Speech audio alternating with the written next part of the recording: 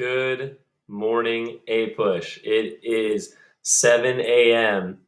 on Thursday, and we are going through Unit 4, the first half of Unit 4, 1800 to 1848. This tends to be one of the students' least favorite time periods. It's got the dreaded utopian societies, second great awakening, the social reforms, all that stuff. But the politics of this time period is really interesting, and we're going to cover politics today, so that's a good thing. 1800, of course, is the election of Thomas Jefferson, the so-called revolution of Jefferson, the Jeffersonian Revolution. And then 1848 is actually a double date. It's the end of the Mexican-American War, and it's also the Seneca Falls Convention.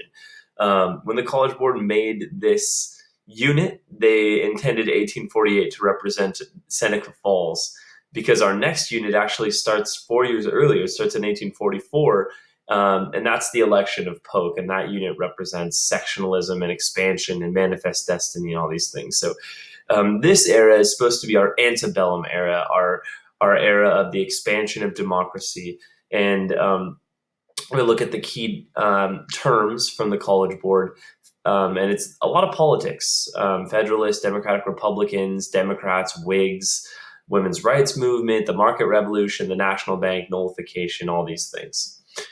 Okay, so if you look at what the College Board says we need to know in this time period, it says the new republic struggled to define and extend democratic ideals in the face of rapid economic, territorial, and demographic changes. Lots of expansion in this time period, even though when we think about expansion, you think about imperialism, you think about the Mexican-American War, the Spanish-American War.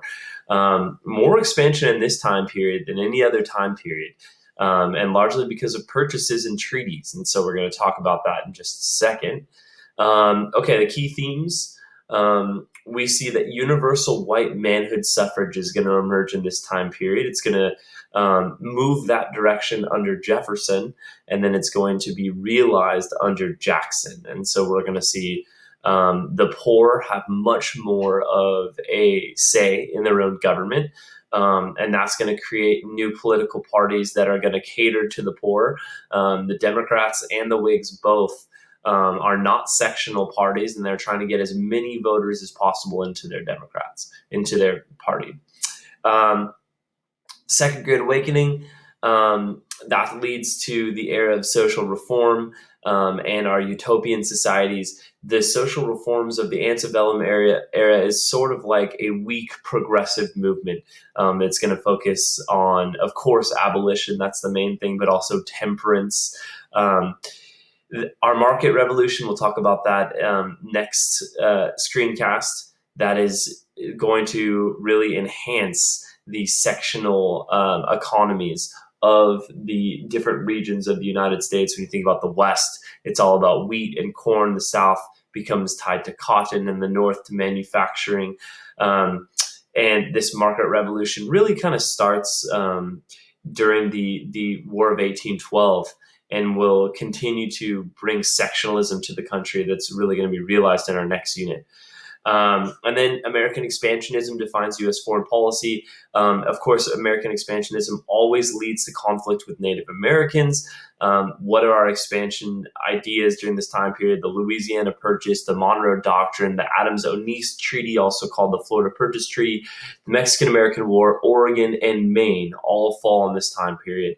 And then our key dates: 1800, Jefferson is elected, the peaceful transfer of power between Federalists and Democratic Republicans. The Missouri Compromise, that's a big one because debates over slavery begin to dominate politics, and the southern states begin to especially embrace the 10th Amendment and states' rights, because the Missouri Compromise sets the precedent that Congress can and will regulate the expansion of slavery. And so the states are going to say, no, this should be a state's rights. And therefore, the Missouri Compromise represents the southern states really starting to hide behind the 10th Amendment. 1844, Polk is elected. We'll talk about that next class, as well as Seneca Falls in 1848, which we'll talk about next class. Okay, so we ended Unit 3 talking about Adams, John Adams. He's a Federalist, and during the end of his presidency, he started to pull a pretty shady maneuver. He persuaded Congress to pass the Alien and Sedition Acts. The Alien and Sedition Acts were meant to weaken the Democratic Party, the Democratic Republicans, because they raised the amount of years that it took to become a citizen for immigrants, which was meant to stop immigrants from being able to vote. Immigrants largely voted for Democratic Republicans. He also, the Sedition Acts allowed him to imprison people that spoke out against his government, infringing upon First Amendment rights. This was very unpopular. In fact, you might remember Madison and Jefferson attempted to nullify them with the nullification and the compact theory statutes. And this is very unpopular in general. And the Federalists are going to lose popularity with this. And the Federalists are also going to lose popularity because of all of the preparations for war with France and then never actually going to war with France. So you might remember the XYZ affair brought lots of frustrations with France. They're insulted by France. And so Adams is going to prepare the nation for war, as is the Federalist Congress. They're going to introduce new taxes, including, believe it or not, a Stamp Act. That is of course very unpopular with the American people. This is going to increase America's debt, and now you have this new navy, this new army, and yet we never go to war. And so it leaves the nation with this all dressed up and nowhere to go feeling.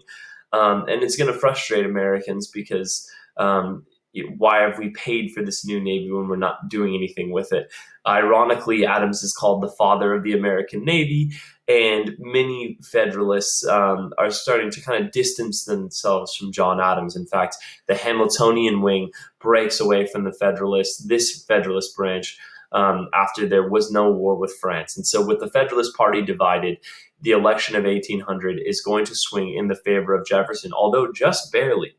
Um, Really, thanks to new states entering the Union, Kentucky and Tennessee, these very poor people out west are, of course, going to identify more with Jefferson, who believes in less federal intervention. He believes in a nation of small farmers. Of course, the Federalists mostly located on the eastern coast. And when you look at this electoral college map, you can see that it's very divided between our Democratic Republicans and our Federalists. Our Democratic Republicans are only going to get Jefferson in office because these Western states are starting to believe in universal white manhood suffrage. And so even the poorest of farmers on the Western frontier are able to vote for Jefferson.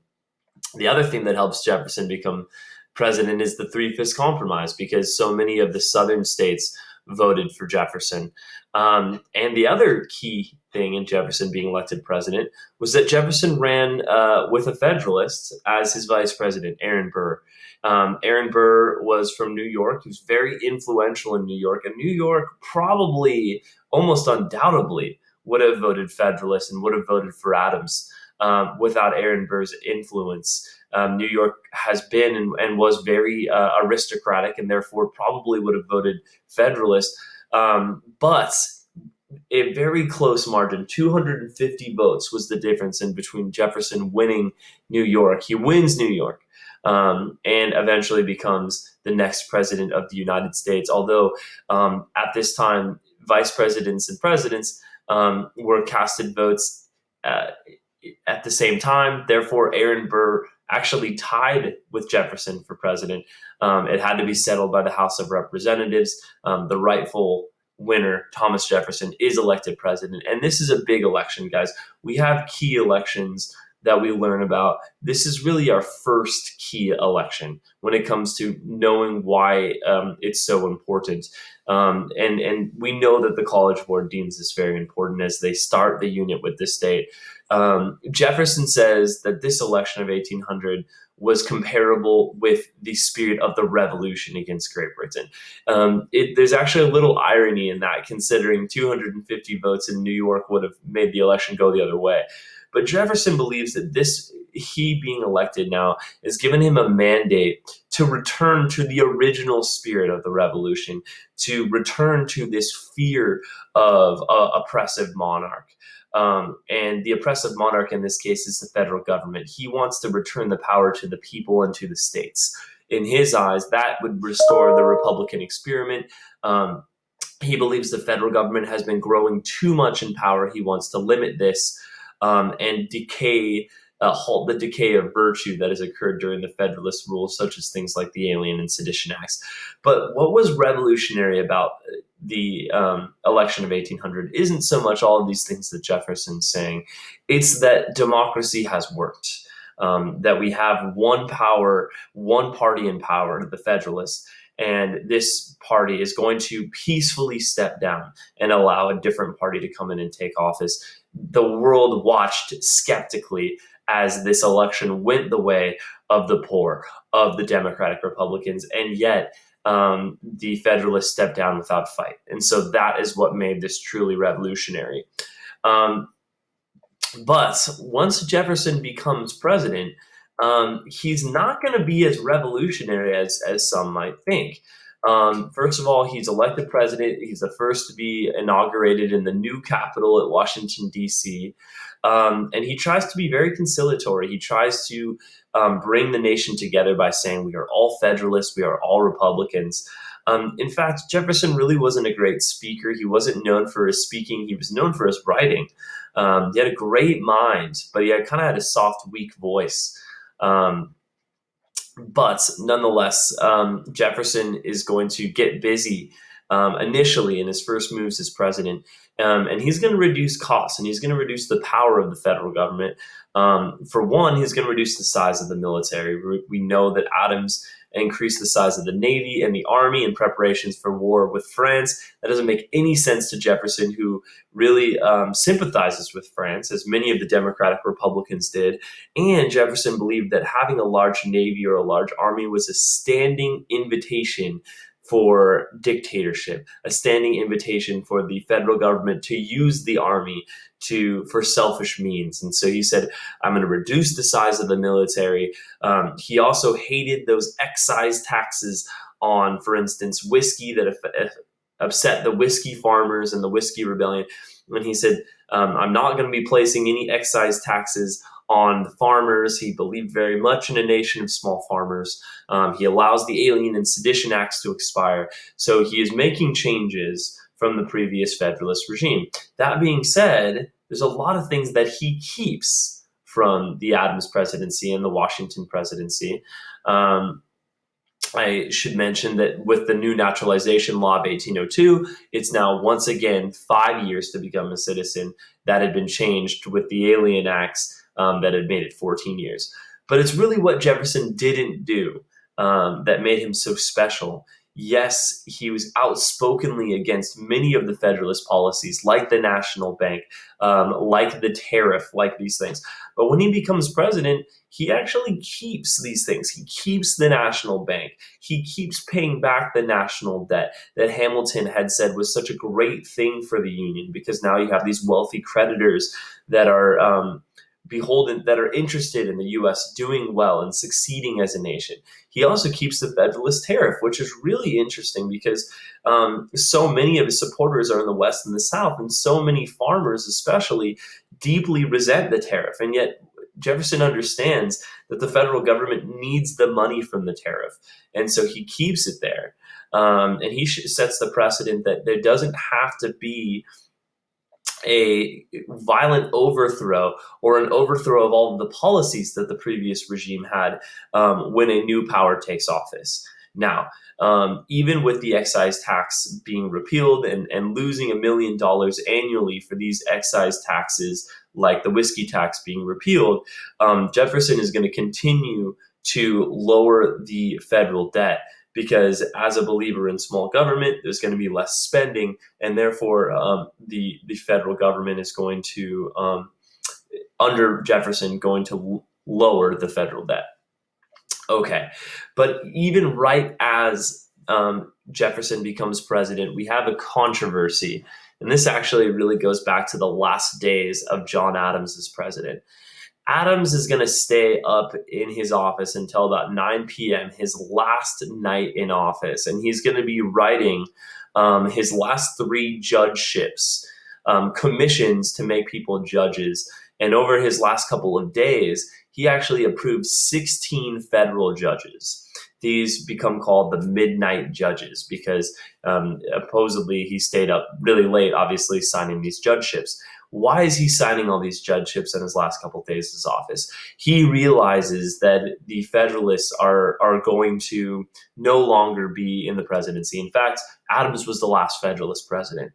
But Adams wants to continue the policies of the Federalists long after the last federal president is in office. And so he wants to appoint these Federalist judges that are going to control the judiciary branch and interpret the laws of Congress in such a way to strengthen the power of the federal government. And so, for one, his biggest move is by appointing a new Chief Justice, John Marshall. John Marshall is now the Chief Justice. He was previously the Secretary of State. And so now he is this extreme Federalist judge that sits in the most important judgeship in our nation. He serves there for 34 years, passing Federalist ruling after Federalist ruling. And of course, all of these appointments are going to deeply, deeply upset Thomas Jefferson and the Democratic Republicans. This Judiciary Act, despite making all of these new people judges, actually expanded the amount of judges that there were in the country just so that they could appoint more judges. And so now with Jefferson in office and with more Democratic Republicans in Congress, they're going to repeal the Judiciary Act. But now the question is, what about the people that were legally appointed before the Judiciary Act was repealed? Should those people be judges? Were they entitled to their commissions? What is legal? What is constitutional? One of the judges that was told he would be appointed as a new judge, but hadn't yet received his commission, was a man by the name of William Marbury. He is saying, I'm waiting for my commission. I'm waiting for my commission. I haven't gotten my commission. And so finally, he's going to sue when he isn't allowed to be a judge. Now, it's kind of a complicated ordeal. This is really what happened. John Marshall was the Secretary of State. It was his job under Adams to deliver all of these commissions to the judges, to deliver a commission to, say, William Marbury. However, because Adams was up so late on his last night, he wasn't able to deliver all of these commissions to the people they were supposed to. The following day, Chief Justice John Marshall, he was Secretary of State, and now he's the Chief Justice. He had to get sworn in, and then he had to sworn in Jefferson. He didn't have time to deliver those commissions. He didn't have time to deliver that commission to William Marbury. Well, now we have a new Secretary of State, James Madison. James Madison's a Democratic Republican. Jefferson tells Madison, don't deliver those commissions. You don't have to. You don't need to. And so those commissions are never delivered. So now the question is, can the judiciary, can the Supreme Court force Madison to deliver those commissions? Now, under the first Judiciary Act, the Judiciary Act of 1789, there was a way in which the Supreme Court could force people to come to court and compel them to do things called writs of mandamus. Now, can the Supreme Court use writs of mandamus to force Madison and the Democratic Republicans to give William Marbury his commission? That is the basis for Marbury v. Madison. This is the most important Supreme Court case in U.S. history. It's that important because it establishes judicial review. Judicial review means that the Supreme Court can review and find laws passed by Congress to be unconstitutional. Now, there's a lot of confusion with this case, guys. There's a lot of confusion with this case because of how complicated the case actually was. In fact, in this case, the Supreme Court actually denies itself power to issue writs of mandamus. The Supreme Court finds the initial law, the Judiciary Act of 1789, that gave itself power to issue writs of mandamus to be unconstitutional. They said the power initially that gave us more power was unconstitutional. But by them declaring a law unconstitutional, in the long run, they gave the Supreme Court more power because they were saying we can declare laws unconstitutional. Now, APUSH, do we have to know all of the little details of this case? No. Here's what we have to know. This case, Marbury v. Madison, is the most important Supreme Court case because it established the concept of judicial review. Judicial review now allows the Supreme Court to truly be a check and balance in the three branches of the federal government because it holds Congress in check. That's the concept of Marbury v. Madison.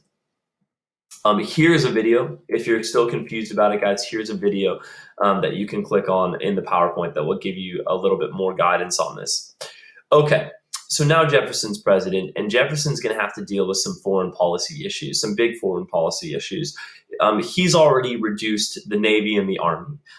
We talked about him being worried that armies are an invitation of dictatorship. He wants to reduce the power of the federal government, therefore he reduces the army. He also believes in something called peaceful coercion. He believes we shouldn't have to get into the bloody wars that Europe is always getting into. Instead, we should be able to negotiate with people and form allies through our diplomacy. However, that's immediately going to be tested when the Barbary pirates of North Africa start raiding American merchant vessels. Over here in Northern Africa and the Mediterranean Sea, we have several countries, Morocco, Algeria, Tunisia, and Tripoli, that are heavily tied in piracy. They would raid merchant ships in the Mediterranean and then trade them at the Ottoman Empire's slave markets. Previously, under Washington and Adams, those presidencies had bribed the Barbary pirates. They'd given them $60,000 bribes so that American merchants could safely trade in the Mediterranean. But Thomas Jefferson refuses to pay this bribe. And so Americans start to be abducted by these Barbary pirates, particularly the nation of Tripoli down here, who starts abducting American merchants. They hold them at ransom. Thomas Jefferson, now frustrated, he's weakened the power of the Navy. He starts allowing small American manufacturers to start producing little small gunboats called Jeffs. And there's this undeclared war with the nation of Tripoli for 4 years, where the U.S. finally wins the war in 1805 and frees the captives, thus giving a small victory for Jefferson that perhaps this small navy may in fact be successful. So a victory for Jefferson, a breath of relief from Jefferson in this case. But the biggest foreign policy situation is really going on at this time between England and France. Over in France, Napoleon has seized power literally at the same time that Jefferson has been elected president. Jefferson and Napoleon are contemporaries. They're both become the sovereigns of their country literally at the exact same time.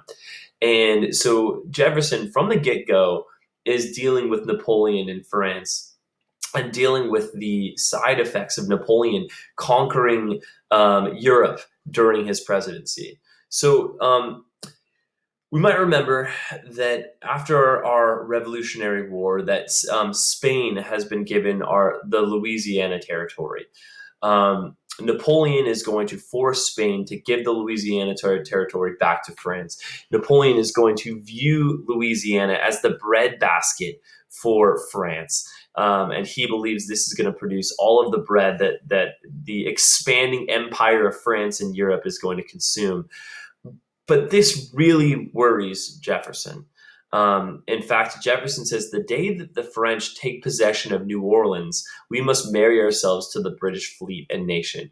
Now, that is a strong, strong statement because Jefferson, as a Democratic Republican, has been outspokenly supportive of France. Our Democratic Republicans supported France in the French Revolution, in the Revolutionary Wars against Britain. It's the Federalists that support England. And yet here, our spokesman of the Democratic Republicans is saying that we must marry ourselves to the British fleet and nation if France takes possession of New Orleans. So that means he's willing to ally with England against France. Wow, that is really strong. And why would he do that? If France takes possession of New Orleans. That's how important this port at New Orleans is, guys, because especially to Jefferson, who believes in a nation of small farmers, the Mississippi is the lifeline of the farmers of the West. Our farmers of our West, especially because we don't have roads or railroads or canals or any way for our farmers of the West to be able to transport their crops over to the East. They have to use the Mississippi to come down, trade their crops with merchants, and then the merchants can export them or trade them anywhere they want to go. The Mississippi is key, and therefore the port at New Orleans is key. And so Jefferson knows he needs to control New Orleans to allow his nation of small farmers to flourish. And so, of course, he sends a diplomat, James Monroe, to go in and negotiate with Napoleon. And he tells Monroe to buy New Orleans and as much land to the east as he could get for 10 million. Now, I want to show you this map. The land to the east. He wants to get New Orleans and this land over here that was controlled by Spain and partially by France. All this little land here, he wants for $10 million. And if he can't, if Napoleon says no and denies him, then Monroe is instructed to open up negotiations with the British. It is that dire. But there's two reasons why Napoleon actually accepts Monroe's request and, in fact, is willing to trade even more of the Louisiana Territory. And one is because he needs the money. Down in Saint Domingue, modern day Haiti, Toussaint Louverture, our revolutionary, our Haitian revolutionary, rebels against the French and fights off French reinforcements. And then an awesome conflict in Europe has started where the French have now once again engaged in war with England. France has started to conquer all of the European continent, and yet they cannot conquer England, who is supreme by sea. France, the most powerful army in the world, is controlling the land. It is this intense war and stalemate over there in England. And Napoleon realizes without control of the seas, we're not even going to be able to extract the food from the Louisiana Territory. How can it be our breadbasket if we can't get by England by sea? And therefore, he needs the money. He's willing to trade Louisiana. And so he unexpectedly offers the entire Louisiana Territory for $15 million. That is 828,000 acres of land for 3 cents an acre. Monroe can scarcely believe it. He accepts. And of course, this more than doubles the size of the country. It secures the Mississippi River and the ever important port of New Orleans. And we don't have to go in and make an alliance with England, who has been our recent foe. And so all of these great things, wow, this seems like Jefferson would be ecstatic. And yet he's conflicted. And he's conflicted because he is such a strict interpreter of the Constitution. And when he looks at the Constitution, there is nowhere in it that says the president can negotiate treaties to purchase land from a different state, from a different country. And so this really bothers him. But yet he knows how good this is for the country. He begrudgingly and almost embarrassingly accepts and purchases Louisiana from France. A huge victory. And of course, then he wants to explore Louisiana. He actually gets a commission from Congress to fund an exploration throughout the West. And of course, it's going to be led by his personal secretary, Captain Meriwether Lewis, and Lieutenant Williams Clark. And they make their way all the way through the Louisiana Territory, all the way over to what becomes Oregon, and then all the way back. The effects of this: better knowledge and accurate maps of the region, learning about the knowledge of the Indian inhabitants, and greater claims to Oregon, which actually becomes really important because 4 different countries eventually have claims to Oregon, and the U.S. gets the ever important claim in this exploration with Lewis and Clark. And then we have the Aaron Burr Chronicles, which is like a soap opera. So Aaron Burr helps Jefferson become president in his first election, and then unceremoniously is not given the vice presidency in Jefferson's second presidency. Aaron Burr is frustrated. He is betrayed, and he decides that he is going to take matters into his own hand. He is going to join with other Federalist extremists and plot a secession of New England and New York. He's going to try and rally the Federalists of these, very different people, more aristocratic people than the rest of the nation. But Hamilton, who feels as though Burr is trying to steal the Federalist Party from him, is going to expose Burr's plot, and they are going to duel it out. They have to go to New Jersey while it's still legal to duel. Burr challenges Hamilton to a duel. Hamilton is killed with a single shot. And now Hamilton, of course, the greatest mind of the Federalist Party, now he is dead. And Aaron Burr, now viewed as a killer by much of the nation, his political career is dead. And so Burr now is feeling extremely desperate and hatches a new, even more dire and drastic plan where he is going to go to the West, to this new Louisiana territory that is still being organized. We don't even have a territorial governor yet. Right now, we still just have a general in charge of this land. And that general is James Wilkinson. And so Burr is going to come in and ally with Wilkinson and use his military and his troops to try and separate the western United States from the east and control the new Louisiana territory. Then later expand into Spanish Mexico and Florida and create this new powerful country over here in the West. Wow, this is a very, very drastic plan. And what happens is Wilkinson turns on Burr, gives information to Jefferson, who learns of the plot.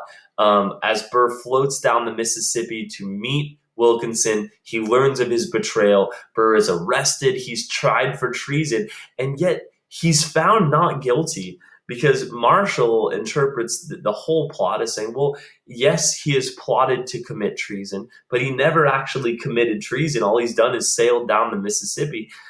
Therefore, he is found not guilty. He flees to Europe, where he actually then tries to convince Napoleon to make peace with England and attack the United States. You can't make this stuff up. Burr, just a crazy figure in American history, but this is really the last we hear of him. But his big impact, of course, is killing Alexander Hamilton, who may have been president one day. Who knows? But we'll never know. Okay, so now the conflicts in Europe get serious. Napoleon has provoked a new war with England, and just as the U.S. does in every major war, the U.S. starts trading with both sides and starts making tremendous amounts of profits. But just as Britain does in every major war, the British start blockading all European ports, and now the United States cannot trade with France. And so they start trading only with Britain. These orders are called the Orders in Council, given by the British to blockade European ports. Napoleon is going to respond by stationing his armies all throughout Europe in a way that if merchants are coming in and trying to trade with Britain, that their army is going to march into the port and seize the docked ship. So now what we have is an inability to trade with either nation, Britain or France. And guys, we have to understand that the entire country at this stage, because of over 100 years of mercantilism, is still heavily tied to trade with Europe. Britain and France are the most important countries when we talk about the manufacturing of New England with rum or lumbering or all these things, or fishing or all these things, or with the southern plantations of rice and later cotton. All of these things are being traded to Europe. I mean, primarily Europe is still the major economy of the United States. And so when you cut off Britain and France, this is a dire threat to the lifeline of the American economy. And so these moves in Europe deeply affect the livelihood of the United States. And then the British, in looking to win this war, start a policy of impressment. They start impressing people, that's American merchants, into the Royal Navy. About 6,000 U.S. citizens are impressed into the Royal Navy between 1808 and 1811. And certainly Jefferson can't have this. And so Jefferson, in a move of desperation, is going to turn to the Embargo Act. But really the stimulus for the Embargo Act, the incident that gets the Embargo Act really coming to fruition was the Chesapeake incident. The U.S. only has 6 frigates in its navy under Jefferson. Still have a very small navy. Um, and a frigate is a gunship. It's a 38 gun ship, so it is a warship, and it is sailing in American waters. And suddenly, a British frigate comes up to it and boards it. Now, this is not a violation of any laws. Excuse me, I should say the U.S. isn't violating any laws. The Chesapeake isn't violating any laws because this isn't a merchant ship. It isn't trading with France. It isn't trading with Britain. This is a gunship. And so there's no justification for the British to come in and board this American ship. And yet they come in, they board the ship, and they demand the surrender of 4 alleged deserters. Now, these weren't deserters, these were Americans that had been impressed by the British and that had been returned to the Chesapeake. And so our American captain says, no way, we're not going to return these soldiers back to you. The British are going to open fire. They're going to kill 3 Americans. They're going to wound 18 more. And this becomes a heavy publicized incident. London, the capital of Britain, of course, is going to admit we were wrong in this. We apologize for this. And yet many Americans demand war. And if Jefferson wanted war with England in this moment, he could have had it. But he doesn't. He avoids war because he believes in peaceful coercion. He instead is going to persuade Congress to enact the Embargo Act. And the thought process on this is that both England and France are at war. And when nations go to war, they are in desperate need of foodstuffs. The United States is already providing foodstuffs for lots of the world with all of these small farmers throughout the country. And because of this, Jefferson says, I am going to use economic warfare against the British and the French by enacting this Embargo Act. It's going to do 2 things. One, it's going to force the British and the French to respect American merchant neutrality, and because they need the food that is being traded, and it's going to stop the impressment by both sides. Because they realize they're going to need this American food coming in to their countries. And so the Embargo Act forbids the export of all goods from the United States. We are no longer trading out of the American borders. And this has a crippling effect on the American economy. Thomas Jefferson thought that this would affect the economies of Britain and France far more than it affects the American economy. He's wrong. It is going to affect the American economy more than Britain and France by far. It cripples shipping, especially in New England. When you look at political cartoons by the Embargo Act guys, oftentimes they have these turtles. They're grabbing onto a merchant who wants to trade. You often see these, oh, this cursed, oh, grab me, which is embargo backwards. The Embargo Act often represented as like a turtle or something who's grabbing on to this poor merchant who wants to trade. Okay, the effects of the Embargo Act are substantial. It's going to stagger the American economy. It's going to affect New England the most because those are our shippers, our merchants that are trading. They are now out of a job. And ironically, the New England merchants were the ones that Jefferson wanted to protect the most with his Embargo Act because he's protecting them from being impressed in both the French and the British navies. But even the small farmer is being affected by this because they can't ship their crops. We start to see surpluses of grain and corn out in the West. The only positive side effect of this is that New England now, in not allowed to trade, is forced to find new professions. And some of these merchants that had been making all their money through trade now turn to manufacturing and become manufacturers. And that's the start of New England going through the industrial revolution, the market revolution, where New England becomes our center of manufacturing. Now, last year of Jefferson's presidency, the Embargo Act is repealed. It is replaced by something that does largely the same thing, the Non-Intercourse Act. Okay, you can export goods, they can be traded, but they can go to anyone except for Britain and France. And Britain and France makes up more than 90% of all American trade at this stage. And so this is largely doing the same thing. And so we still see frustration by American merchants and really by Americans all over that can't export their goods. Okay, now we have Madison's presidency. Madison is president elected in 1808 and is going to be president starting in 1809. And he is kind of inherits a really delicate situation with Britain and France. And Congress is going to pass a bill, Macon's Bill number two. Now, this bill I always relate to number two. You think of a pencil, and I always relate the pencil kind of looking like a carrot, dangling this carrot in front of Britain and France and saying, okay, here's our situation. Both of you guys are impressing American vessels. Um, Here's what we'll do. If one of you guys promises that you will stop impressing our soldiers, our merchants, we will then embargo the other country. So, France, if you promise that you will stop impressing our merchant vessels, we will embargo Britain. And Napoleon's still in power over there, says, great, that's exactly what we're going to do. We're going to lift our trade restrictions. We are not going to impress your merchants. And Madison now is really stuck in a hard place because Napoleon has accepted him. Now, Madison doesn't trust Napoleon, but at the same time, he's hoping he can leverage Britain to say, okay, we'll do the same thing. We'll also respect you so that you are not going to embargo us. But Britain doesn't need to negotiate with the United States. Britain has the strongest navy in the world, and they're not going to be intimidated by Madison. They're not going to even be intimidated by Napoleon. They control the seas, and so Britain refuses, and Madison embargoes England. And now that we're not trading with England, but we're trading with France, Britain now looks at this as cause for a war, and so Britain increases in its impressment, and we look as though we are doomed for war with Britain.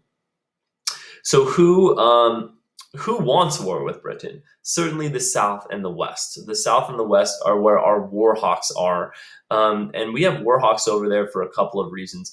The biggest is that, of course, out in the West, you have much more of a threat of Native American attacks, Indian attacks, and the especially the farmers out west are insistent that the British are continuing to arm the Native American tribes from Canada, that they're giving them guns, they're giving them weapons, and so that there is this anger towards Britain that they are losing lives, that the Americans are losing lives on the frontier to British-made guns.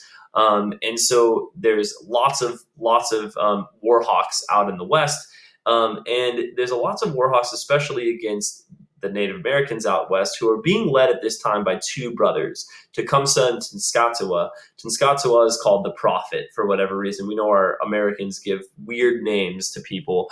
And so we have this confederacy of Native American tribes out in the West that have promised we are not going to cede land to whites unless all Indians agree.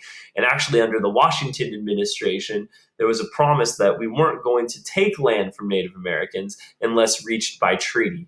Of course, we know that the hypocrisy of the United States never followed those agreements, but nonetheless, where William Henry Harrison makes his first name is that he is going to come out and assemble an army and decisively defeat this Indian army led by the Prophet at the Battle of Tippecanoe. William Henry Harrison is the governor of the Indiana Territory over there, and he becomes a national hero in this. He's also going to help fight in the War of 1812 and become an American hero and eventually an American president. So the South and the West, that's where our war hawks are, especially because they want to go to war with the Native Americans and because of the British. Okay, so what are our causes of Madison asking for war? British impressment and arming Indians on the frontier. Madison also believes that our neutrality isn't being respected. We need to have the respect of the world. We need to restore the faith in our Republican experiment. And so he is going to ask Congress to go to war. Who is pro-war? The South, the West, the Middle States. The only anti-war area are New England Federalists, because Britain is such an important trading partner, and they realize correctly that the first movement that the Americans are going to do, the first military action, is going to be march into Canada. Canada, of course, still controlled by the British. And if land is acquired in Canada, Canada, largely because of its topography, those are going to become agrarian states, farmer states. And the Federalists know that they're going to lose political power if more agrarian states enter the country. And so our New England Federalists, they're against this war with Britain, and yet we go to war with Britain in this War of 1812. I cover the War of 1812 in a single slide. And we really, the most important part of the War of 1812 is really the effects of what happens. But let's go over everything briefly. So we have the war starts in June of 1812, and it actually goes until 1815 if you count the Battle of New Orleans. But if you count when the peace treaty is signed, it's signed in December of 1814. We'll get into the specifics there in just a second.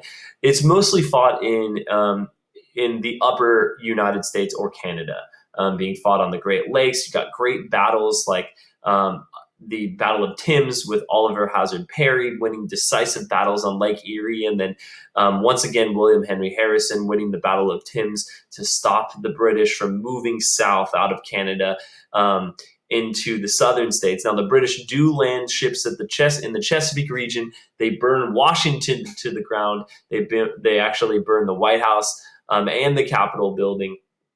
Also famous from this war, Francis Scott Key, while being detained in a British ship, is going to write the Star-Spangled Banner. And, that, of course, has become obviously very important. But the effects of this war are so much more important than the actual war itself. First of all, the Treaty of Ghent is a complete armistice. There is no land gained by either side. There is no promises or respect for neutrality of merchant ships or any of these things. It is just a stop to the fighting. That's all it is. And it's interesting because as the Americans started the war, there was this big call on to Canada. Let's go, acquire this land in Canada. And yet when the war is over, the shouts by Americans is not 1 inch of territory ceded or lost. And that is a sense of pride for Americans, and rightfully so, because of how powerful Britain is. We haven't lost any land to the British, and yet it's a stark cry from the cries to start the war, which was on to Canada to acquire this new land. Heroes. 2 major heroes in this war, and we always talk about heroes in the war because American heroes in war often become American presidents. And what better example than the War of 1812, a small war where 2 heroes are made. William Henry Harrison becomes president, and Andrew Jackson becomes president. Andrew Jackson is hero of the War of the Battle of New Orleans, where 7,000 Americans sit entrenched in the port waiting for a British attack. The British foolishly frontally attack New Orleans and are slaughtered. And this is going to bring Andrew Jackson a tremendous amount of notoriety and fame. Ironically, as I mentioned earlier, this is 2 weeks after the Treaty of Ghent had already been signed. And so this battle, unfortunately, really meant nothing in the actual context of the war, but it meant something for Jackson, who becomes a hero. Because of the war, we're not trading with Britain or France, and because of the Embargo Acts. From 1807 to 1815, we are not trading with Britain or France. And the significance of this is that American merchants were forced to make a new profession. And so they are going to start manufacturing, especially in New England. And so New England becomes the manufacturing center of the United States, which is a big effect of these conflicts. And then finally, down at the bottom, there's pride, American pride. And American pride that we have defeated Britain here, although largely the war is a stalemate. And there's this desire now, after the War of 1812, to form an economy that is going to encourage trade within the United States. Why do we need to be so dependent on Britain? Why do we need to be so dependent on France or international trade?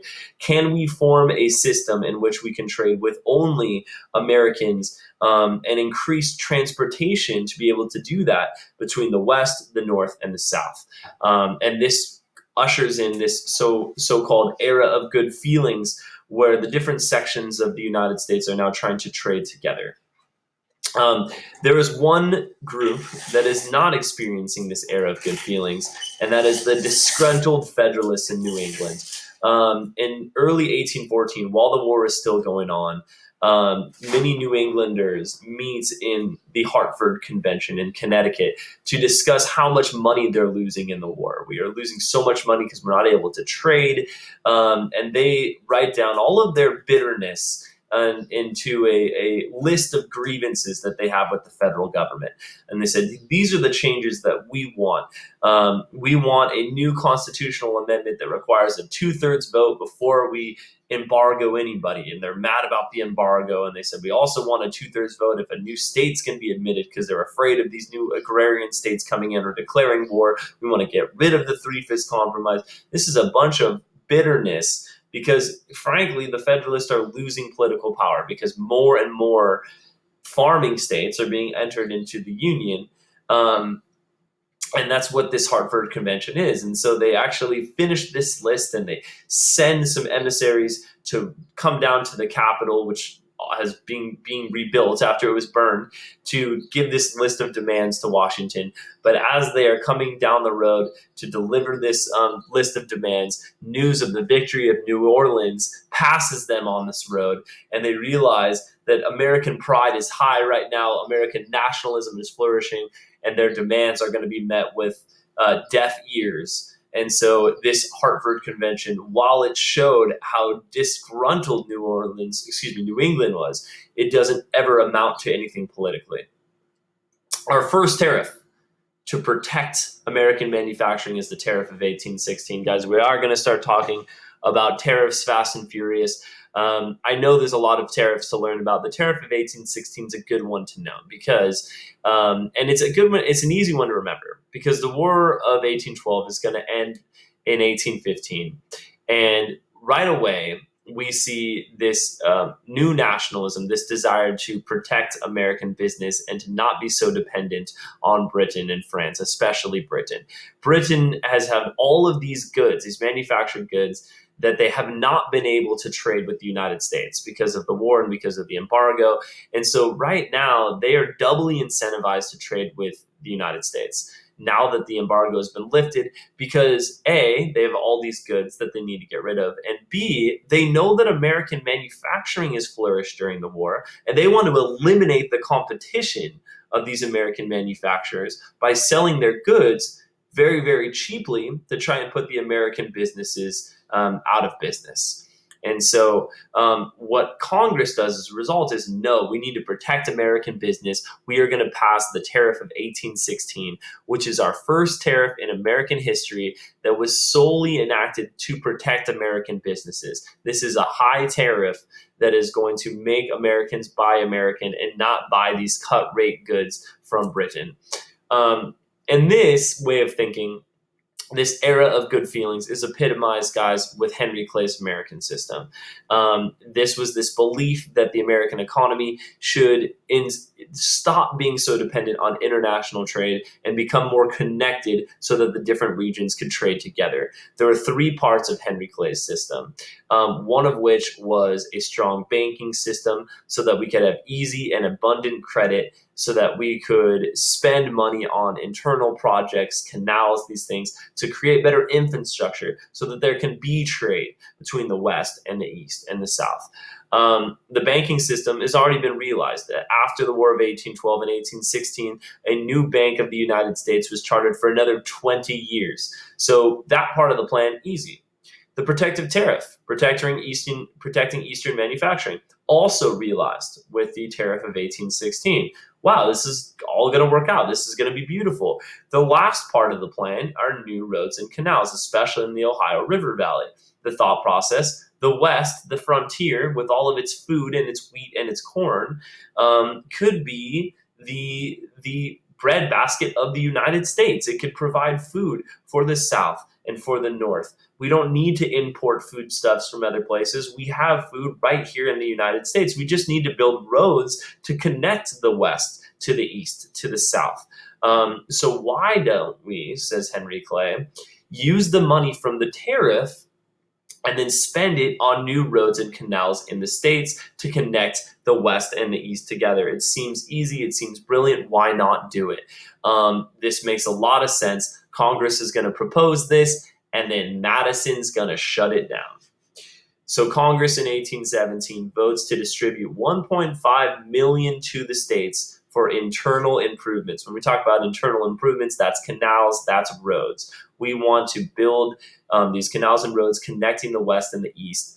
But Madison is going to veto, and Madison is a believer in strict interpretation of the Constitution. He says, quote, "The powers vested in Congress are specified and enumerated." What he's saying is, if Congress has the power to do it, it is specifically listed in the Constitution, and it doesn't say that you can spend money on roads and canals, therefore it should be reserved to the states. And so this is going to be a blow to the American system, and it's going to really slow down creating these roads and canals to link the Union together. However, the states embrace this challenge and start constructing their own internal improvements. For instance, the best example is New York completing the Erie Canal in 1825. That's going to increase trade from east to west across its state. Okay, the John Marshall Supreme Court cases. This is one of the many examples of the power of the federal government increasing in this time period. The best example, one of the most important Supreme Court cases in our nation's history, is McCulloch v. Maryland.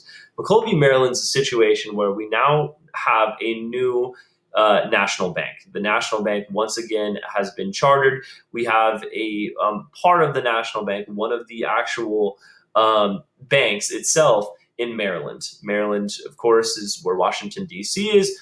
And so Maryland, the state, resents the fact that we have this big federal building in its state, and it's competing and controlling the other banks in its state. And Maryland says, all right, fine, federal government, we are going to tax the national bank. We are going to put a tax on the bank.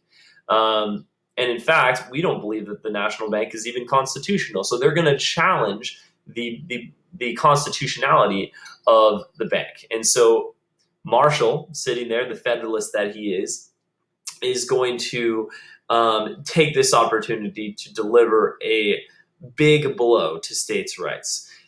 In this same case, he is going to really do three things. One, he's going to say the bank cannot be taxed by the state of Maryland. The power to tax is the power to destroy, and therefore that cannot happen. And so he then says the national bank is constitutional, and then he says that the federal laws are supreme over states' laws, what he calls the supremacy clause. The federal laws are over states' laws. This is obviously a big blow to the state. Maryland cannot tax the national bank. The national bank is constitutional. Wow. So a big win for the federal government, for John Marshall. We also saw two less important cases, but still very, very important cases. And that's Cohens v. Virginia and Gibbons v. Ogden. Cohens v. Virginia had to do with lottery tickets. The Cohens family was illegally selling lottery tickets in Virginia. And the Virginia Supreme Court, so the state Supreme Court, had already found this to be unconstitutional and illegal, and so they told them to stop. The Cohens family is going to appeal to the U.S. Supreme Court, and the U.S. John Marshall is going to take the case. And even though the Supreme Court also found the Cohens family to be conducting illegal activity, by just taking the case, what John Marshall has done is show that the Supreme Court can review decisions of the state courts. So once again, the federal government, it has a power over the state courts. And then Gibbons v. Ogden, this was a situation where the state of New York was giving a monopoly to a steamboat company, but that steamboat company was trading between New York and New Jersey. The federal government, John Marshall, is going to rule that this is illegal because you're trading interstate trade between New York and New Jersey, that New York has no power to grant a monopoly on interstate trade, and therefore only the federal government has the power to do that, once again raising the power of the federal government. Okay, and now we talk about new Western states coming into the Union. We've had so many new Western states come in on the frontier in just the first 20, 30 years of the country. 9 new frontier states have joined the original 13. That makes 22. And each state, as they come in, one will be admitted as a free state, one will be admitted as a slave state. This is done on purpose, but it's also just actually because of geography. It's also just because of the fact that people are moving west gradually, and that the people in the south are forming slave states. The people in the north, because of the climate, are forming free states. Um, but as more and more people move west for a number of different reasons, why are people moving west? One, especially in the Chesapeake, the tobacco states, there's soil exhaustion, you're overusing the land, and so you need to move to more available land to the west. We also have Europeans flocking in who are looking for available land. They're going to move west. And then it's so easy to get credit. It's so easy to borrow money from the bank. In fact, you have all of these different banks employed by many different states. And these banks are largely unregulated, and so you can get a loan pretty easily. And when you get a loan, you promise the bank, hey, we're going to pay you back. We're going to use the money that we're borrowing from you to buy a huge amount of land. We're going to make a farm. We're going to make all of this wheat, and then we're going to pay you back. But the problem with that is that so many people are doing this that they are producing far too much wheat, and the price of wheat drops. And when the price of wheat drops, these farmers that have borrowed money in the first place can't pay back the bank. And so now the bank is stuck in a situation where it's loaned all this money. They've over speculated on how much money that this land out there in the West is going to be able to produce. And now we have a panic on our hands, and that is the Panic of 1819. The main reason, again, is for this over speculation of frontier lands. And so now the banks are starting to fail. They've loaned all this money to these people who aren't giving their money back. And how did these banks out in the West start in the first place? They borrowed money from the Bank of the United States. The Bank of the United States controls all of the hard currency in the country. And because of this, the Bank of the United States, rightfully so, is going to say, hey, Wildcat banks out West, you need to pay us back our money. We're not getting money back from our investments to you guys. And so they demand that money is paid back, and these Western banks can't pay it back, so they're going to fail. They're going to collapse, and the people out West are going to lose their money with it. And so now out West, there's a huge resentment for the Bank of the United States, for the national bank, because they're saying, why are you forcing us to pay back our loans right now? You know we can't pay it back, and this is going to cause bank failures. And so we have this resentment for the national bank out West, as I wrote down here, the seeds of Jacksonian democracy. We also start in 1819 to have our first true debates over regulation of slavery. We have 11 free states. We have 11 slave states in 1819. Missouri is now trying to be admitted, and it looks like it's going to be a slave state.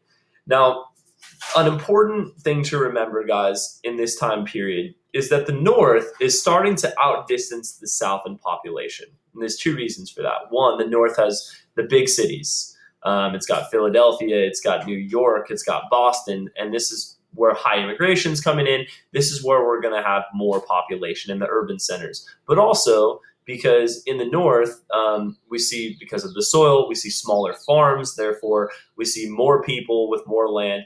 And then down in the South, we see these huge plantations that are only owned by, a small amount of people. And so the population in the North is higher than the population in the South, and that is only growing. The population in the North is growing at a faster rate than the South. Because of that, the House of Representatives starts to be dominated by the North. House of Representatives is dominated on population. And so because of this, the House of Representatives is going to really start to produce some bills that are going to be anti-slavery. And the first one is this Talmadge Amendment. No more slaves should be allowed to be brought into Missouri.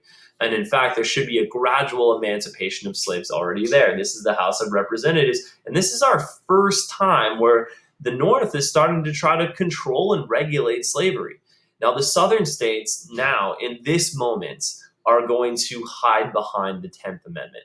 And they're outraged, of course, by Congress attempting to regulate slavery. This is the first attempt. And they say, we cannot allow the precedent of Congress to be able to regulate slavery. If we do this, can they not come into our already established slave states and regulate slavery there? This is kind of that line in the sand that is drawn, and it takes some heavy, heavy compromising than none other than Henry Clay to get this Missouri Compromise passed. The Missouri Compromise is going to keep that delicate balance of slave and free states together. Missouri is admitted as a slave state. Maine is made into a state. They carve it out of Massachusetts and create a new state there, just to keep this balance of free states and slave states alive. So when you think about it, okay, so the new land that has been added to the country is in fact a slave state, Missouri. The land that became Maine was already part of the country. It was Massachusetts. So who's the big winner here? It would appear in that way that it would be the slave states, but it's actually a big win for the free states. And here's why: because this is the first instance where Congress has successfully been able to limit the expansion of slavery. Thus, they've established the precedent that Congress has the power to regulate slavery, even though it's not explicitly mentioned in the Constitution. Therefore, guys, this is a big win for the federal government here, and is a win over the states and over the 10th Amendment. The specifics of the law, this line where slavery should not exist above, is the 3630 parallel. All land to the north is prohibitive of slavery, besides, except Missouri, which is admitted as a slave state. Okay. And now a little conversation on Jackson. And so let's get into the specifics. So Jackson is going to go on a bloody foray into Florida. That's really the only way that you can say it. Jackson is going to invade the Spanish territory of Florida. He is going to do this on the context that there are Seminole Indians there that are hiding in refuge. There's also fugitive slaves that have escaped from South Carolina or Georgia. And so he is going to march in. He's going to hang 2 Indian chiefs. He's going to execute British subjects for helping the Indians. He's going to seize the Spanish outpost, remove the Spanish governor. And this action may have even caused a war with Spain. I mean, this was some serious military action against the Spanish. But actually, the hero here isn't Andrew Jackson. It's John Quincy Adams, the current Secretary of State of Madison at this stage, actually of Monroe at this stage. Because by doing this, John Quincy Adams sees what's going on in the world. He sees that Spain is perfectly distracted. They're distracted by especially the Creole revolutions in Argentina, in Chile, and these new states are becoming independent of Spain every day. And that Spain now is perfectly distracted. They cannot defend Florida. And so John Quincy Adams is going to say, why don't you give us Florida? And in return, we'll give you our claims to Oregon and our claims to Texas. Now, of course, the U.S. eventually takes both of these places. And so this is a very unequal trade now that we know our history, because now the U.S. has purchased Florida really for nothing from the Spanish. And now we have our Monroe Doctrine. And so our Monroe Doctrine is, of course, a very, very, very important doctrine. And I call it a doctrine only because it's not a law. It is nothing passed by Congress. It is very simply just a stated personal statement from President James Monroe. But we know that it is more important than that, because our different presidents throughout our history are going to invoke the Monroe Doctrine whenever they see fit. I mean, we have obviously Teddy Roosevelt is going to use it to his big benefit. We also have Cleveland use the Monroe Doctrine with the British New Guinea dispute. Even Reagan invokes the Monroe Doctrine. I mean, Monroe Doctrine is used for over 150 years and could still be used at any time, really by American presidents when they see fit. When they don't see fit, they just ignore it. But the Monroe Doctrine is obviously very important in that way. And the context of the Monroe Doctrine is that over in Europe, finally Napoleon has been conquered and put to rest. And in fact, the different countries of Europe came together to ally against France and put down the French Revolution and put down Napoleon. And when this happens, there's this Congress of Vienna in Europe, actually in Austria, where there is the promise that all European countries will work together to put down revolutions and ensure that the monarchs of Europe stay in power. Now that this sense of power has been restored, now there's this fear: are the European powers, especially Spain, going to come back and conquer the land that had recently become independent of Spain? Are they going to come back and conquer this land and return it to Spain, or perhaps colonize it themselves? And so this is where the idea of the Monroe Doctrine comes from James Monroe. And he is going to issue this statement as a warning to Europe, to not come in to the Western Hemisphere. And this statement really can be epitomized in two ways. One is non-colonization, and one is non-intervention. Non-colonization is stating no longer can people come in and colonize in the Western Hemisphere. If there is available land that looks like it could be colonized, it cannot be. It cannot. You cannot come in and acquire more land that you already don't have. Now, the second part of it is non-intervention. If you have land in the Western Hemisphere, the US is not going to intervene. And many European countries did have land in the Western Hemisphere. When you look at the colonies, for instance, that the British still have in the Caribbean, like Jamaica or Barbados, or if you look at the Russians in Alaska, we're not going to interfere. We are not going to intervene, Monroe says. You just can't come in and colonize new land. And in return, we won't come in and intervene over there in the Eastern Hemisphere. That's what the Monroe Doctrine is about. And of course, we know that it has lots and lots of important influence in American politics from this point forward. Okay, so election of 1824. Unfortunately, here I've ran out of time. I have to teach my WAP class. So I'm going to pause right here, and I'm going to come back and revisit this when I am done with my class. So pause it here for a second, guys, and I'll be finishing this as soon as I can.